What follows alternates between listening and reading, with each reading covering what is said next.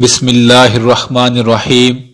میرے بھائی اور بہنوں، اپنی زندگی کو حسین سے حسین تر اور اپنی آخرت کو بہترین سے بہترین بنانا چاہتے ہیں تو ایک دعا پڑھیں۔ وہ کون سی دعا؟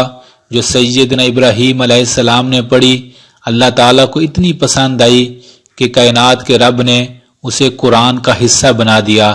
سورۃ البقرہ کی وہ بڑی مشہور اور بڑی پیاری دعا، ربنا آتنا فی الدنیا حسنۃ وفی الآخرۃ حسنۃ وقنا عذاب النار۔ میرے بھائی اور بہنوں، حضرت انس رضی اللہ عنہ فرماتے ہیں کہ اللہ کے رسول صلی اللہ علیہ وآلہ وسلم سب سے زیادہ جو دعا پڑھتے تھے وہ یہی دعا تھی، ربنا آتنا۔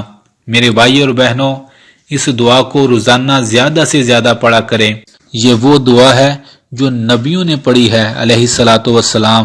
جو بندہ زیادہ سے زیادہ اس دعا کو پڑھے گا، اللہ تعالیٰ اسے اور اس کی نسلوں کو بہترین دنیا عطا فرمائیں گے اور آخرت کے بھی تمام غموں سے اپنی حفاظت میں رکھیں گے۔ آپ سوچ بھی نہیں سکتے کہ اس دعا کے ایک ایک لفظ میں اللہ تعالیٰ نے کتنا اثر رکھا ہے۔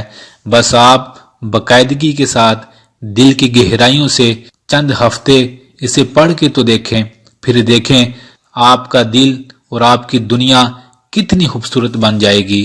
اللہ تعالیٰ سے دعا ہے وہ ہم سب کو اس دعا کو زیادہ سے زیادہ پڑھنے والا بنا دے۔ آمین ثم آمین۔